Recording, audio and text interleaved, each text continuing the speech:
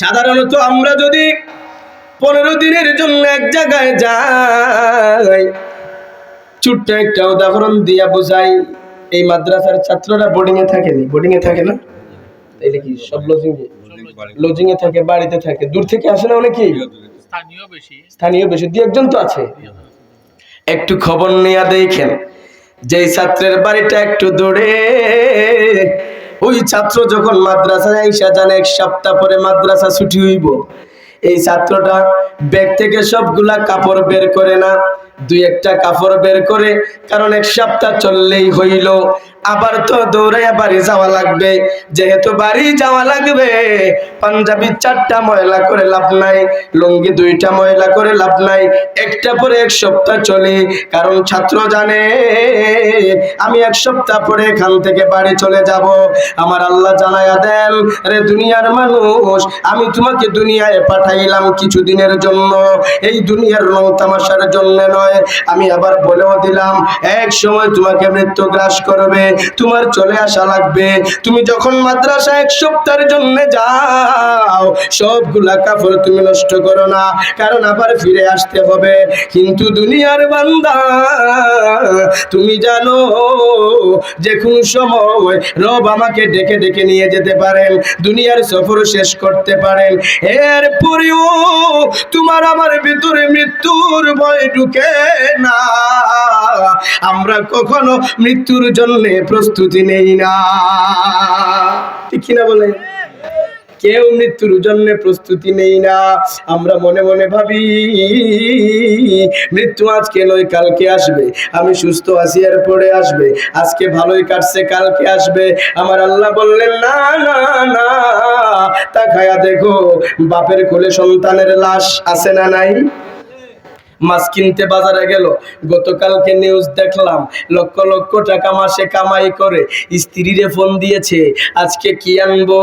স্ত্রী ডাক দিয়া বলে, স্বামী গো,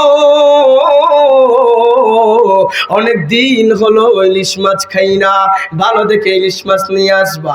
স্বামীর মনটা বড় ফুরফুরা, ইলিশ মাছ নিয়ে আসবে। তোর তাজা দেখে 4টা ইলিশ কিনলো, প্যাকেটের মধ্যে ঢুকাইলো, বাইকের মধ্যে উঠে স্টার্ট দিল। স্টার্ট দিয়া পিকআপ দিতে দেরি হইছে, ওই লোকটাও জানে না এই ইলিশ মাছগুলো আমার রিজেকে নাই। ইলিশ মাছ যখন কিনছে, ওই খানাটা ভালো করে উঠে দেখছে তাজা না মরা, কথা কোন ঠিক কিনা? ভালো করে দেখছে, কারণ সে নিজে খাইবে।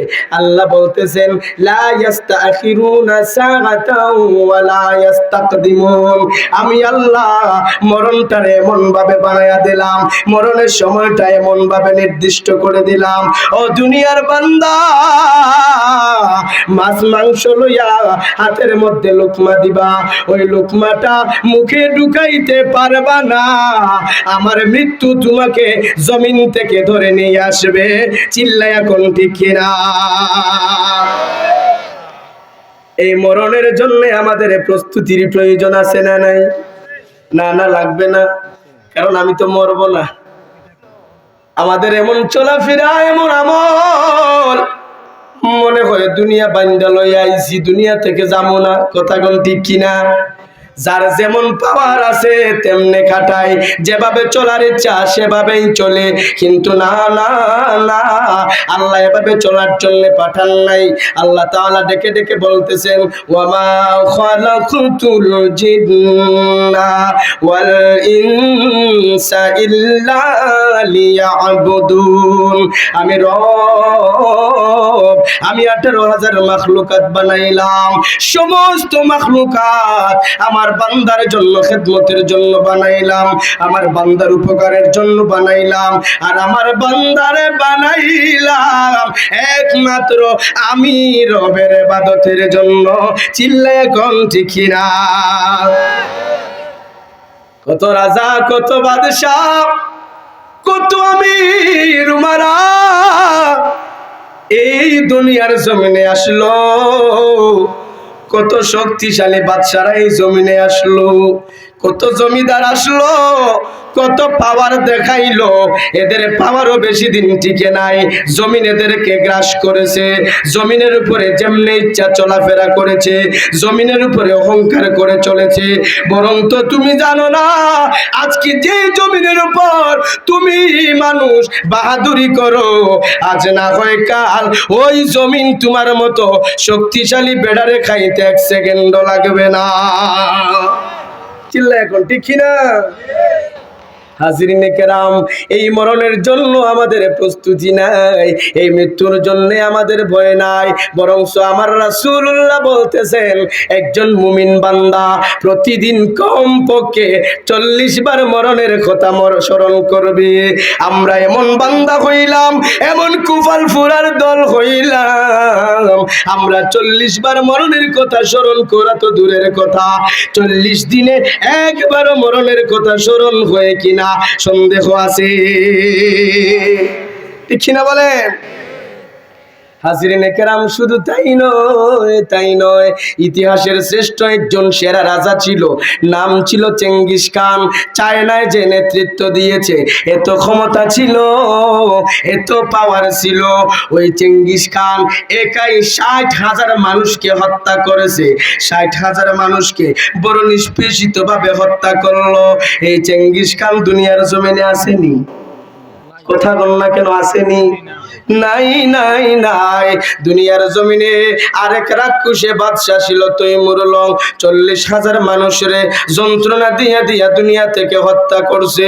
তারপরেও বড় রাক্ষস ছিল নমরুদ, বড় রাক্ষস ছিল ফেরাউন, যারা আমার রবের সঙ্গে শত্রুতা পোষণ করে। একজনে তো রবের সঙ্গে যুদ্ধই ঘোষণা করে দেয়। আমার আল্লাহ ডেকে ডেকে বলেন, যত ক্ষমতাশীল হও, যত পাওয়ারফুল হও, আমি রব লাগবে না, আমি রবের একটা ল্যাংড়া মশার সঙ্গেও তুমি পেরে ওঠার ক্ষমতা তোমার নাই। ঠিক কিনা বলে? বড় আফসোস লাগে, কতগুলা চেহারা আমি গত বছর দেখে গিয়েছি। কত মাহফিলে যাই, আমার পাশে বৈশা বয়ান শুনে, বয়ান শোনার পরে দোয়া চায়, হুজুর দোয়া কইরেন, বয়স অনেক হয়ে গেছে, কখন জানি মারা যায়। এই বছরে আইসা জিজ্ঞাসা করলাম, আমার ওই দাদা কোথায়? ওনারা জবাব দেয়, হুজুর আজকে 6 মাস হলো উনি কবরের নিচে ঘুমায় আছে।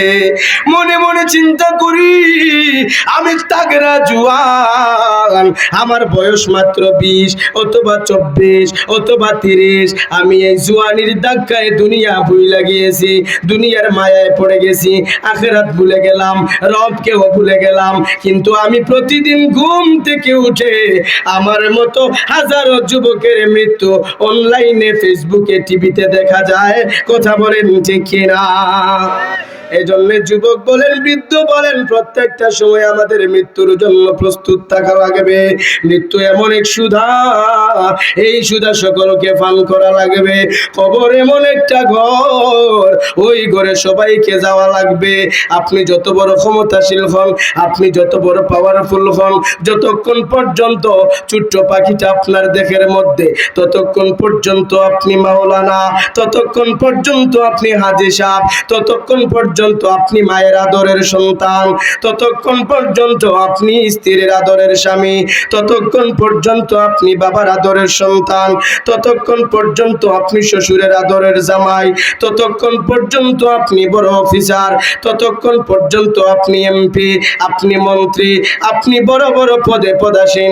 কিন্তু যখনই এই পাখিটা আপনার দেহ থেকে চলে যাবে, আপনার জনম দুঃখিনী আম্মা, আপনার আদরের স্ত্রী, আপনার কাছের বন্ধু আইসা জিজ্ঞাসা করব, অমুকের জানাজা কয়টায়? লোকেরা জানাইয়া দিবে, আজকে 5টায় ইন্তেকাল করলো, আগামীকাল দুপুর 2টায় জানাজা।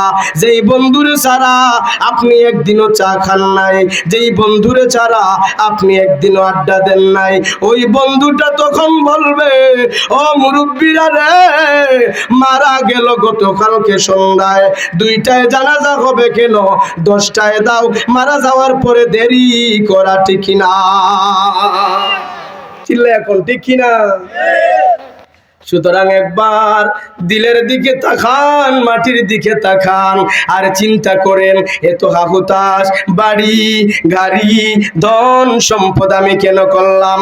দুনিয়াতে আসলাম একা, আমার সাথে কিছুই আসে নাই। আমার দুনিয়া থেকে যাব, সঙ্গে যাবে এক টুকরা সাদা মার্কিন কাপড়, ঠিক কিনা? সুতরাং দুনিয়ার মালামাল আমি চলার জন্য কিছুদিন ভাড়া পাইলাম। এই ভাড়া মালামাল নিয়া আমি কত টেলাটেলি করি, কত হক নষ্ট করি, কত মিথ্যা বলি, কত চুগুল করি, কত সুদ খাই, কত ঘুষ খাই, একবারও চিন্তাও করি না। এগুলা সব ছেড়ে দিয়া ভাড়া বাড়ি থেকে আমাকে বিদায় নিতে হবে আপন বাড়ি খবরে, ঠিক কিনা বলে? আমরা যারা বাহিরে যাই, বড় বড় হোটেল নেই থাকার জন্য, 2 দিন থাকবো 3 দিন থাকবো, আমাদেরকে আইসা বলে স্যার এই নেন আপনার একটা তোয়ালে, একটা বালতি, একটা মগ, 2টা শ্যাম্পু সাবান। যুবক পোলাপান যারা কক্সেস বাজার গেছে অনেকে জানতে পারবে, বড় বড় দামি দামি হোটেলগুলাতে এরকম দিয়া যায়। স্যার আপনি 3 দিন থাকবেন, এই 3 দিনের সব সামঞ্জস্যপূর্ণ আপনাকে দেয়া হলো, এগুলা 3 দিনের বেশি চলবে না, ঠিক কিনা বলেন? আল্লাহ বলতেছেন দুনিয়ার মানুষ, দুনিয়ায় আমি তোমাদেরকে নির্দিষ্ট কিছু সময় দিয়া পাঠাইলাম, সন্তান দিলাম 10টা, আমি আল্লাহ বলে দিয়েছি পরীক্ষা করার জন্য। সন্তান কাউকে দেই নাই, সেটাও পরীক্ষা করার জন্য। টাকার মালিক বানাইলাম আমি রব পরীক্ষা করার জন্য। ফকির বানাইলাম, ভিক্ষুক বানাইলাম শুধুমাত্র পরীক্ষা করার জন্য।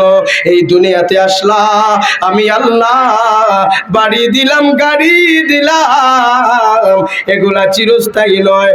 যখন তোমার বাড়ার মেয়াদ শেষ হয়ে যাবে, সুন্দর বাড়ি আর সুন্দর নারী আর দামি গাড়ি ছেড়ে তোমাকে 3.5 হাত মাটির নিচে কবরে যাওয়া লাগবে। চিল্লা এখন ঠিক কিনা? জিন্দেগি তোর যায় রে ফুরাইয়া রে সোনার দো, জিন্দেগি তোর যায় ফুরাইয়া, ঠিক কিনা বলে? আমাদের জিন্দেগি আসতেছে না যাইতেছে? যাইতেছে। আমরা মনে করতেছি, দেখবেন গ্রামে অনেকেই বলে উঠতি বয়সের ছেলে, উঠতি বয়সের মেয়ে, বলে কি বলে না? মনে করেন একটা অন্যায় করছে, যাইয়া যিনি বিচারক উনারে বলবে কাকা আপনি ক্ষমা করে দেন, কারণ ছেলেটা বুঝে নাই উঠতি বয়সের ছেলে। উঠতি বয়সটা কোনটা? আরে উঠতি বয়স বলতে আমরা বুঝাই মাত্র বয়সটা শুরু হয়েছে, বয়সের কোনো শুরু নাই। যেদিন থেকে দুনিয়ায় আসলাম ওদিন থেকে আমার হায়াত থেকে একটা একটা করে দিন ফুরাইয়া যাচ্ছে। চিল্লাইয়া বলেন ঠিক কিনা? এজন্য বলতেছিলাম এই দুনিয়ার মধ্যে আমরা ভাড়ার জন্য এসেছি, ভাড়া নিয়ে এসেছি। এই দুনিয়ার কোনো কিছুই আমার না, যতই আমার করি এগুলা কিছুই আমার না। আমার আল্লাহ ডেকে ডেকে বলতেছেন মুমিন তো তারাই আল্লাযীনা ইউমিনুনা বিল গায়বে, যারা গায়েবের উপর ঈমান আনবে। এবারে প্রশ্ন হলো গায়েবটা কি? গায়েব হলাম আমি আল্লাহ। আমি আল্লাহকে দেখা যায় না, সবাই দেখতেও পারে না, এরপরেও আমি রবের উপর ঈমান আনবে। গায়েব হলো আমার ফেরেশতা, আমার ফেরেশতার দেখা যায় না, সবাই দেখতে পারে না, এরপরেও আমার ফেরেশতার উপর ঈমান আনবে। গায়েব হলো আমি আল্লাহর আরশ, এই আরশটা কেউ দেখা যায় না, ওই আরশের উপর ঈমান আনবে। গায়েব হলো জান্নাত, গায়েব হলো জাহান্নাম, গায়েব হলো হাসর, গায়েব হলো মিজান, গায়েব হলো ফুলসিরাত, গায়েব হলো কবরের আযাব। এই সব কিছু না দেখে যে ঈমান আনবে, ওই আমার বান্দাটাই হলো গায়েবের উপর ঈমান আননেওয়ালা বান্দা। এই মানে নে যদি কবরে যেতে পারে, আমি আল্লাহ ওয়াদা দিলাম ওই বান্দার জন্য কবরের জগৎ থেকে আমি আল্লাহ জান্নাতের দরজা খুলে দে। জিল্লায়া বলি না সুবহানাল্লাহ। আল্লাযীনা ইউমিনুনা বিল গায়বি ওয়া ইউকিমুনাস সালাহ। মুমিনদের আরেক দল হলো যারা নিয়মিত সালাত আদায় করবে। এই সালাতটা কেমনে আদায় করবে? কেমনে আদায় করবে? 5 ওয়াক্ত আযান হলো, নামাজে আসলাম, রুকু করলাম, সিজদা করলাম, মসজিদ থেকে বের হইয়াই আরেকজনের হক নষ্ট করলাম, এটার নাম আদাউস সালাহ না, এটার নাম সালাতের হক না। হক্কান হাক্কান সালাত এটা আদায় হয় না, বরং আল্লাহ তাআলা ডেকে ডেকে বলতেছেন ইন্নাস সালাতা তানহা আনিল ফাহশাই ওয়াল মুনকার, ইন্নাস সালাতা তানহা আনিল ফাহশাই ওয়াল মুনকার। সালাতটা হলো এমন সালাত যেই সালাত মানুষকে খারাপ কাজ থেকে বিরত রাখবে, খারাপ আমল থেকে বিরত রাখবে। সুতরাং পরিপূর্ণ সালাতওয়ালা মুসল্লি যদি হতে চান, নামাজের পাশাপাশি সমস্ত বদ আমল আমাদের ছাড়তে হবে কিনা? চিল্লে এখন সারা লাগবে কি লাগবে না?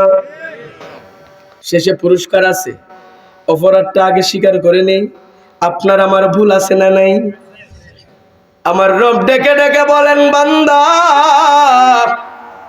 আমি রব কত মায়া করে তোরে বানাইলাম, তুই ভাবছস তোরে জাহান্নামের আগুন দিয়া জ্বালানোর জন্য বানাইছি? না না না, আমি রব রহমান, আমি রব রহিম, আমি রব সাত্তার। আমি রবের দয়ার সীমা নাই। আমি রবের দয়ার কোটি গুণ থেকে একটা অংশ দুনিয়ার জমিনে দিলাম, পুরা অংশটা দেই নাই। কোটি গুণ আমি রবের কাছে রেখে দিয়েছি। এই একটা অংশ দিয়া দুনিয়ার জমিনে তাকায়া দেখ, একটা মা সন্তানের জন্য কত মায়া, একটা সন্তানের মায়ের জন্য কত মায়া, একটা বাবা সন্তানের জন্য কত মায়া। বাবায় পড়ে সিরা জুতা, সন্তানের দে দামি জুতা, মায়ে পড়ে সিরা কাপড়, সন্তানের দে দামি কাপড়। বাবায় চালায় রিক্সা, সন্তানের চেনে দেয় হুন্ডা।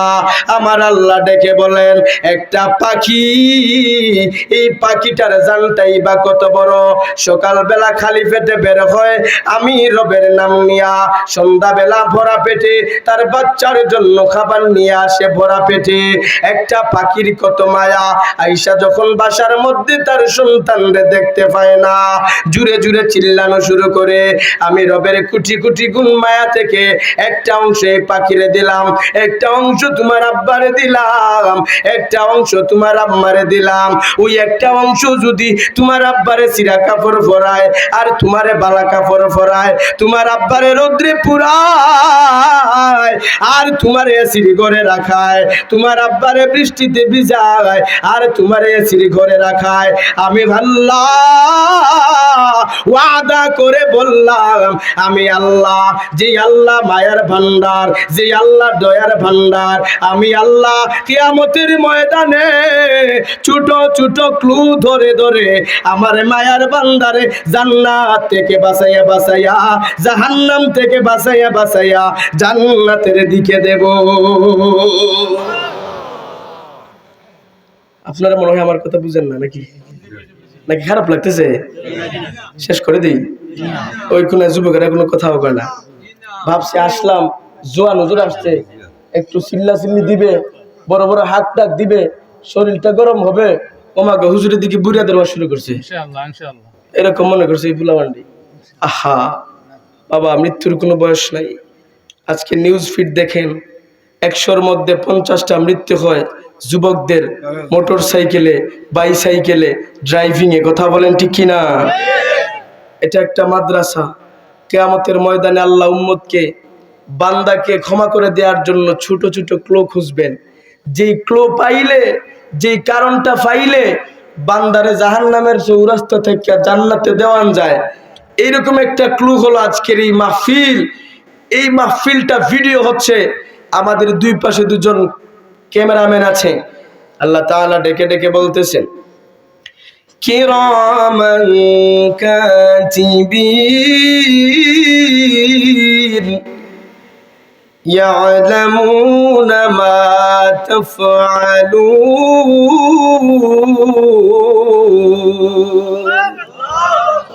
আমার আল্লাহ ডেকে বলেন, ও দুনিয়ার উম্মত, ও দুনিয়ার বান্দারে, কত মায়া করে, কত মহব্বত করে তোরে বানাইলাম, কত মহব্বত করে সৃষ্টি করে আমি আল্লাহ কামা ইয়াশা, আমি আল্লাহ যেভাবে চাইলাম সেভাবেই তোমারে বানাইলাম। আল্লাহ যদি চাইতেন, আমার জবানটা সামনে দিয়েছেন, দুইটা চক্ষু চাইলে আল্লাহ পিছনে দিতে পারতেন কি পারতেন না? কথা কোন পারতেন কিনা? আমার আল্লাহ বলেন, ও বান্দা, আমি রব যদি তোমার মুখটা সামনে দিয়েছি, আবার নাকটাও সামনে দিলাম, চোখটা যদি পিছনে দিতাম, তুমি বান্দা যখন খাবারটা উঠাইতা আগে পিছন দেখে নিতা, যেন চোখটা এই খাবারকে দেখতে পায়, এরপরে আবার সামনের দিকে আনতা, নাকটা যেন শুনতে পায়, এরপরে আবার সামনের দিকে নিচে নিয়ে তুমি খাইতা। কত কষ্ট করা লাগতো, পিছন থেকে সামনে, সামন থেকে পিছনে কত কষ্ট করা লাগতো। আমি আল্লাহ এই আকৃতি দিয়া বানাই নাই, আমি আল্লাহ শ্রেষ্ঠ রূপ দিয়া, শ্রেষ্ঠ গুণ দিয়া মানব জাতি বানাইছি। ওই জাতিরে জাহান্নামে দেওয়ার জন্য না, ওই জাতিরে জান্নাতে দেওয়ার জন্য। এজন্য আল্লাহ ডেকে ডেকে বলেন, ও উম্মতেরা, ও আমার বান্দারা, শুনে নাও, শুনে নাও, সাবধান হয়ে যাও। দুনিয়াতে তোমরা গেলা, দুনিয়ার আহকাম আর কান আমি আল্লাহ নাজিল করে দিলাম, এরপরে কি হবে তাও বলে দিলাম, এরপরে কোথায় যাবা তাও আমি আল্লাহ বলে দিলাম, এরপরে তোমাদের সাবধান থাকার জন্য দুই পাশে দুইজন পাহারাদার ফিট করে দিলাম। এরপরেও যদি আমার বান্দা আমি রবকে ভুলে যায়, তারে জাহান্নাম ছাড়া কোনো উপায় নাই, তার জন্যই আমি আল্লাহ জাহান্নাম বানাইলাম। যে আমি রবের অবাধ্য, আর যে ব্যক্তি আমি রবের বাধ্য হইয়া অন্তত আমি রবকে ভুলে না যাবে, আমি আল্লাহ ওয়াদা দিলাম কিয়ামতের ময়দানে ওই বান্দাকে আমি আল্লাহ ভুলে যাব না। জি আল্লাহ এত মহব্বত করে পাঠাইলেন, কেউ কি বুকে হাত দিয়ে বলতে পারবেন আল্লাহ আপনার জন্য আমি এই কাজটা করেছি? বলতে পারবো না। দুনিয়ার সম্পদ, দুনিয়ার লোভ, দুনিয়ার রং তামাশা আপনাকে আমাকে রব থেকে দূরে রাখে, অথচ আল্লাহ বলে দিচ্ছেন, বান্দারে সংক্ষিপ্ত সময়ের জন্য সফরে পাঠাইলাম, আর দুনিয়া মাজরাতুল আখিরা, দুনিয়ায় শস্য ফলাইবা, দুনিয়ায় পরিশ্রম করবা, দুনিয়ায় সবকিছু প্রস্তুত করবা, আর খাওয়ানোর জায়গা দুনিয়া নয়, খাবারের জায়গা হলো জান্নাত। জান্নাতে যাইয়া খাওয়া দাওয়া করবা, জান্নাতে যাইয়া ভোগ করবা, ফসল ফলাবা দুনিয়ায়, আর ভোগ করবা জান্নাতে। এই ভোগটা তখনই সফল হবে যখন রবের রেজাবন্দি আর রসুলের সন্তুষ্টিতে আমরা কাজ করব। চিল্লাইয়া বলেন ঠিক কিনা? এজন্য রসুলের সৈনিক হিসেবে আমরা কাজ করতে চাই কি চাই না? একটু চিল্লাইয়া বলেন না, চাই কি চাই না? এই চাওয়াটা তখনই আমি বুঝবো কবুল হয়েছে যখন দেখব আমার মাধ্যমে আল্লাহ ইসলামের কোনো ফায়দা উপকার করিয়েছেন। কথা বলেন ঠিক কিনা? ছোট্ট একটা উদাহরণ দেয়া বোঝাই দুনিয়াটা কেমন জায়গা। আমার ভাই, আমার বন্ধু, আজকের মাহফিল তখন সার্থক যদি চোখের দুইটা পানি ছেড়ে দেন আর রবের দিকে একটু তাআল্লুক করেন, নিজেকে যদি অপরাধী মনে করেন, আর যদি ডেকে ডেকে বলেন, মাওলা কত মায়া করে, কত দয়া করে আমার দুনিয়ায় পাঠাইলেন, অনেকের হাত নাই আমাকে আপনি হাতও দিলেন, অনেকের পা নাই মাওলা আমাকে পাও দিলেন, সব কিছু আপনি আমাকে না চাইতেই দিলেন। কথা কোন ঠিক কিনা? আমার আল্লাহর কাছে যদি বলেন, আল্লাহ আপনার দেওয়া হাত দিয়ে গো মাওলা কত গুনাহ করলাম, আপনার দেওয়া পা দিয়ে কত গুনাহ করলাম, আপনার দেওয়া জবান দিয়া কত নাফরমানি করলাম, আপনার দেওয়া চক্ষু দিয়া কত নাফরমানি দেখলাম, আপনার দেওয়া কান দিয়া কত নাফরমানি শুনলাম। মাবুদ আমি তো জানতে পেরেছি গো আল্লাহ, কোরআনে আপনি বলেছেন কিয়ামতের ময়দানে আমার জবানটা বন্ধ হয়ে যাবে, আমার হাত সাক্ষ্য দিবে, আমার চক্ষু সাক্ষ্য দিবে, আমার কান সাক্ষ্য দিবে গো মাওলা। এই সবগুলো যদি আমার বিরুদ্ধে সাক্ষ্য দিতে থাকে, আমি অমুকুল্লাহ আর জান্নাতে যেতে পারবো না, জাহান্নামে যাওয়া লাগবে মাবুদ। এরপরেও কোরআনে শুনেছি আপনি বলেছেন লা তাকনাতু মির রাহমাতিল্লাহ, আপনার রহমত থেকে যেন নিরাশ না হই। আল্লাহ সমস্ত গুনার প্রতি লজ্জিত হইয়া আজকে সমস্ত গুনার প্রতি আমি নিজে আল্লাহ নিজে নিজেকে দোষী মনে করিয়া তুমি রবের দরবারে তওবা করি আর ক্ষমা চাই, আমাকে ক্ষমা করে দেন, আর আপনার নাফরমানি করব না। আপনি বলতে দেরি হবে, রবের দফতর থেকে আপনার নামে ক্ষমার ঘোষণা জারি হইতে দেরি হবে না। আলহামদুলিল্লাহ কন্যা। আমার রসুলের মর্যাদা আছে না নাই? আমার রসুলের অনেক অনেক মর্যাদা। এর মধ্যে আল্লাহ তাআলা ডেকে ডেকে বলতেছেন রাসূল তিলকার রুসুল ফাদ্দালনা বা'দাহুম আলা বা'দ মিনহুম মান কাল্লামাল্লাহ। কিছু বলছেন ورفع بعضهم درجات ইয়া রাসূলুল্লাহ, এক এক রাসূলকে আমি এক এক ভাবে সম্মানিত করেছি, এক এক রাসূলকে এক এক মর্যাদা দিয়েছি। কোন কোন রাসূল আমি রবের সঙ্গে কথা বলেছেন, কোন কোন রাসূল ছিলেন আমি রবের খালিল, কোন কোন রাসূল আমি রবের জবিহুল্লাহ, কোন কোন নবী ছিলেন আমি রবের সফিউল্লাহ, কোন কোন রাসূল ছিলেন নূহ নাজিউল্লাহ, কোন কোন রাসূল ছিলেন কালিমুল্লাহ। ইয়া রাসূলুল্লাহ, সমস্ত গুণের অধিকারী কইরা, সমস্ত মর্যাদায় মর্যাদিত কইরা, সমস্ত শরাফতে শরাফতওয়ালা বানায়া, সমস্ত মাকামাতে মাকামাতওয়ালা বানায়া আপনার উম্মতের দুনিয়াতে পাঠাইলাম, আপনার দুনিয়াতে পাঠাইলাম। অন্যান্য পয়গম্বরের জন্য শর্ত ছিল যখনই গুনাহ করবে তখনই ক্ষমা চাইবে, সঙ্গে সঙ্গে ক্ষমা না চাইলে আমি আল্লাহ ক্ষমা করে দিব না। ইয়া রাসূলুল্লাহ, আপনার জন্য আর আপনার উম্মতের জন্য সুপ্রিম পাওয়ার হলো নবীজি গো। আপনার উম্মত যদি মৃত্যুর আগে আমি রবের দরবারে ক্ষমা চাই, আপনার সম্মানে আমি রব আমার ওই উম্মতকে ক্ষমা ঘোষণা করে দেব। এজন্য ক্ষমা চাওয়ার কোনো বয়স আসেনি, কথা কন, কোনো সময় আসেনি, নির্দিষ্ট কোনো সময় নাই। যখনই ইচ্ছা, যেখানে ইচ্ছা, যেভাবে ইচ্ছা আমার রবকে ডাকেন।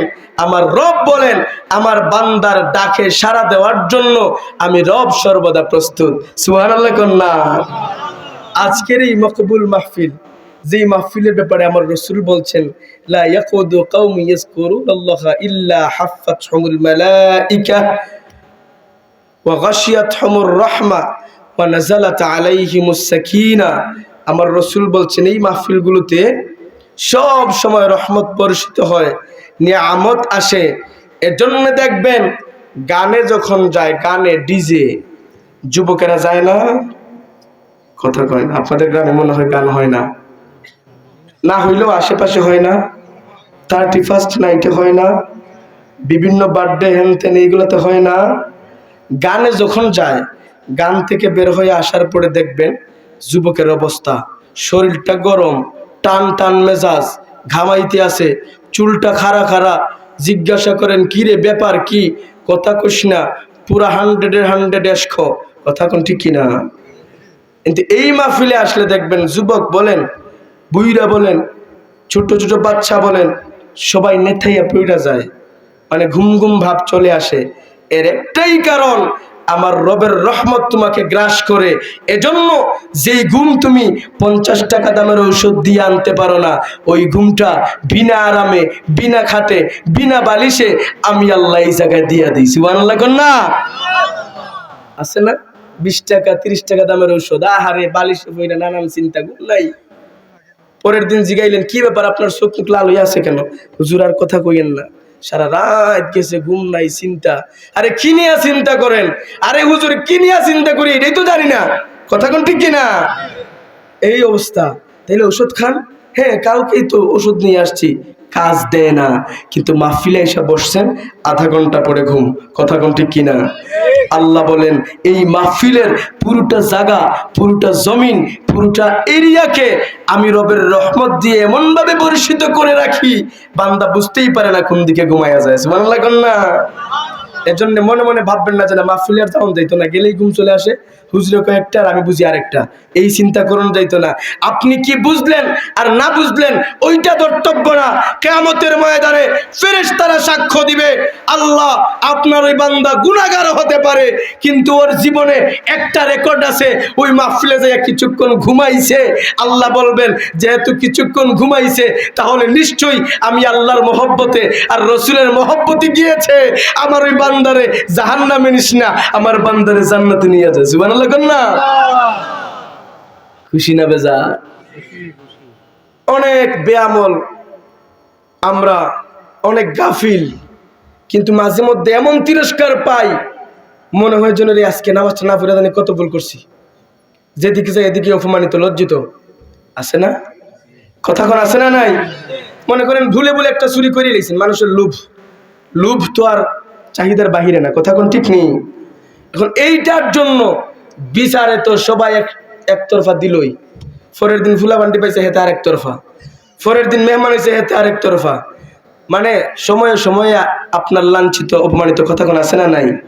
আল্লাহ কয় না, আমি বারবার লাঞ্ছিত নির্যাতিত করি না, আমি আমার বান্দার একবারই ঘোষণা দিয়ে ক্ষমা করে দিয়েছি। আলহামদুলিল্লাহ কোন না? দুনিয়াতে এত কঠিন, কিন্তু আমার রব বলেন আমি উম্মতের জন্য এত কঠিন করে পাঠাই নাই, আমি উম্মতের জন্য সহজ করে পাঠিয়েছি। হাফেজ সাহেবরা জানবেন, আমার আল্লাহ বলতেছেন লা ইউকাল্লিফুল্লাহু নাফসান ইল্লা উসআহা। আমি আমার বান্দারে এমন কোন আমল দেই নাই, এমন কোন কাজ দেই নাই যেই কাজটা আমার বান্দা পারবে না। অর্থাৎ আমি যে কাজ দিলাম, আমি যে আমল দিলাম, আমি রব এই ক্ষমতা দিয়েছি আমার বান্দাকে পারার জন্য। আমার বান্দা পারবে, এই জন্যে আমি আল্লাহ এই কাজটা আমার বান্দারে দিয়েছি। চিল্লাইয়া বলি না আলহামদুলিল্লাহ? একবার চিন্তা করেন, এমন যদি হতো এই কনকনে ঠান্ডার মধ্যে আল্লাহ যদি বলে দিতেন না না না, পানি ছাড়া ওযু করা যাবে না, গরম পানি দিয়ে ওযু করা যাবে না, তাইলে হালতটা কেমন হইতো?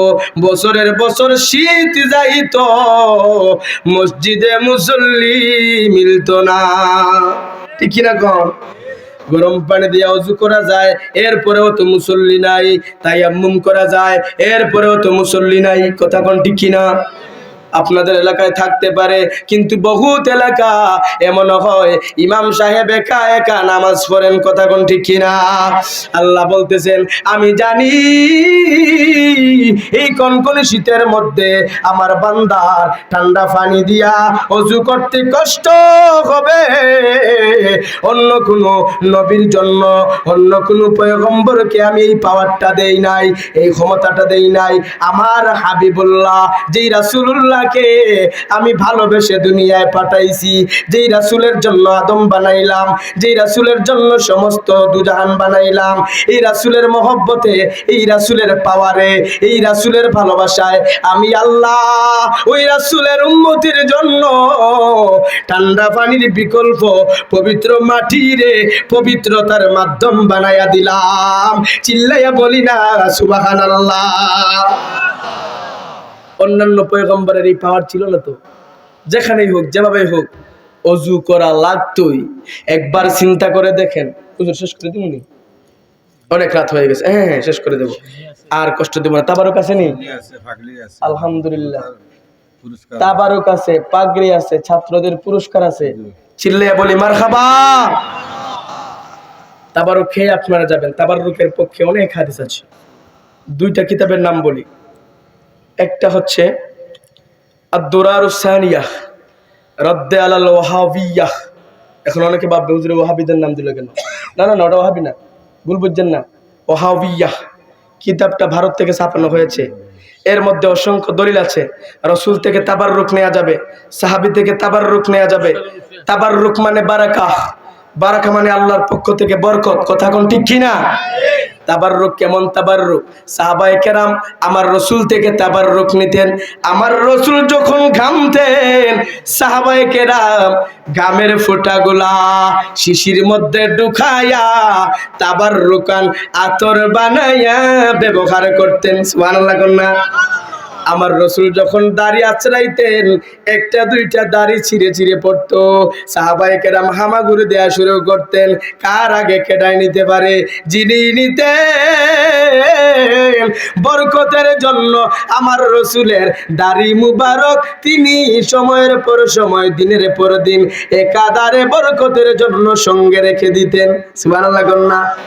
আমার রসুল যখনই ওযু করতেন, আমার রসুলের ওযুর পানি নেয়ার জন্য লাইন ধরে থাকতো সাহাবায়ে কেরাম।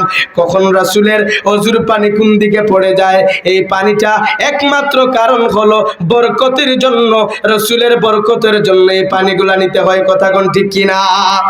শুধু তাই নয়, রসুলের মহব্বতের সীমাবদ্ধতা নাই। রসুলের মহব্বত আশেকেরা ভালো জানে। আমার রসুল প্রস্রাব করেছেন, প্রস্রাব করে পেয়ালার মধ্যে রেখে দিয়েছেন। পরের দিন আমার রসুলের ঘরের দাসী আসলেন ঘরটা ঝাড়ু দেওয়ার জন্য। ঘরে ঢুইকা দেখে সুগন্ধে ভরপুর হয়ে গেছে, এমন সুগন্ধ জিহ্বার মধ্যে জল এসেছে। উনি খুঁজে কিচ্ছু পায় না, হঠাৎ করে তাকায়া দেখে পেয়ালার মধ্যে এত দামি শরবত জীবনেও কোনোদিন দেখে নাই। উনি এক টান দিয়ে খেয়ে ফেলেছে। আমার রসুল এসে বলে, দাসী রে, আমার খাটের নিচে আমি রসুলের প্রস্রাব ছিল, কি করেছো? উম্মে আয়মান ডাক দিয়া বলে, ইয়া রাসূলুল্লাহ, কি বলেন আপনি? রসুলের প্রস্রাব। নবীজি গো, আমি এটাকে শরবত মনে করে খেয়ে ফেললাম, একদম কোন প্রস্রাবের গন্ধ নাই, মেশকি আবরের গন্ধ পাইলাম। আমার রসুল ডাক দিয়া বলে, তুমি শুধু পান করো নাই, তোমার জন্য, তোমার আওলাদের জন্য জাহান্নামের আগুনটারে হারাম করে দিয়েছেন আমার আল্লাহ। এখন বরকতের দলিল আছে না নাই? বরকত নেওয়া যাইবনি। আমার রসুল দস্তারখানার মধ্যে খাবার খাইছেন, খাবারের পরে জুঠা থাকে, হাড্ডি গুড্ডি থাকে না, সাহাবী হাড্ডি গেড্ডিগুলা ফালায় না, সাহাবী এখানের মধ্যে রাইখা দিছে। সাহাবী খেতে বসে এই হাড্ডি গুড্ডিগুলা নিয়ে খেতে বসে স্ত্রী জিজ্ঞাসা করে, কি হলো তোমার, এই কাটাগুলা তুমি ফালাও না কেন? কয়, না না, ফালান যাইব না। এমনই ভাবে সাহাবী মৃত্যুর আগ পর্যন্ত এটা ব্যবহার করলেন। আমার রসুলের খাওয়া হাড্ডি, আমার রসুলের খাওয়া একটা কাটা এখানের মধ্যে এখনো আছে। সাহাবী ডাক দিয়া বলে, রে স্ত্রী, তুমি বুঝবা না, আমি যখনই আমার রসুলের জুটা খাবার নিয়ে খেতে বসি, খোদার কসম আমার রসুলের নূর মুবারকের ঘেরান আমি এখানে পাই। বরকতের প্রয়োজন আছে না নাই? এজন্য বরকত লাগবে, তাবাররুক খেয়ে যাবেন। হুজুর শেষ করে দিব। সাল্লাল্লাহু আলা। এবারে বলি, শুরুতে বলছিলাম আল্লাহর রসুল বলছেন তোমার বাচ্চারে তিনটা খাসিয়ত, তিনটা অভ্যাস শিক্ষা দিবা। মনে আছে নি আপনাদের? শুরুতে বলছিলাম না? আল্লাহর রাসূল বলছেন, আদিবু আওলাদাকুম সালাসা খিসাল, তোমার সন্তানদেরকে, তোমার বাচ্চা কাচ্চাকে তিনটা খাসিয়ত, তিনটা অভ্যাসের শিক্ষা দিবা। প্রথম অভ্যাস হলো, আব্বাজিরা কদম